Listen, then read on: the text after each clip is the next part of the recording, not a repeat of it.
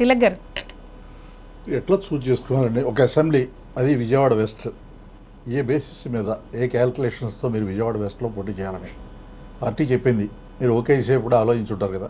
హానెస్ట్గా చెప్పాలంటే ప్రధానమంత్రి గారు ప్రజాగళం సభకు వచ్చిన రోజున డయాస్ మీద అడిగారు. అయితే నాది కృష్ణా జిల్లా, విజయవాడే, ఇక్కడే ఉంటున్నాను ఎక్కువ, నాకు ఇల్లు అది కూడా ఇక్కడ ఉంది అని చెప్పాను. అదే జరిగింది. ఆ తర్వాత బహుశా ఆయన ఫిక్స్ అయినట్టున్నారు. ఆ తర్వాత 2 రోజులకి నాకు కమ్యూనికేషన్ వచ్చింది. 4 రోజులకి ఇట్లా విజయవాడ నుంచి కంటెస్ట్ చేయమంటున్నారు. వ్యక్తిగతంగా నాకేంటంటే ప్రజాస్వామ్యంలో కుల మత ప్రాతిపదిక మీద నాయకత్వం అనేది కరెక్ట్ కాదు. కులం ఉందనో మతం ఉందనో వెళ్ళి అక్కడే ఓట్లు దండుకొని ఎలక్ట్ అయ్యేవాళ్ళు కరెక్ట్ కాదు. ఎవరో లేని చోట మనకి అట్లా కాదు అని నమ్ముతాను నేను. నా నమ్మకం ప్రకారం నాకు అది వెస్ట్ అనేది భారతదేశంలో ఉన్న అన్ని కులాలు అన్ని మతాల వాళ్ళు అక్కడ ఉన్నారు.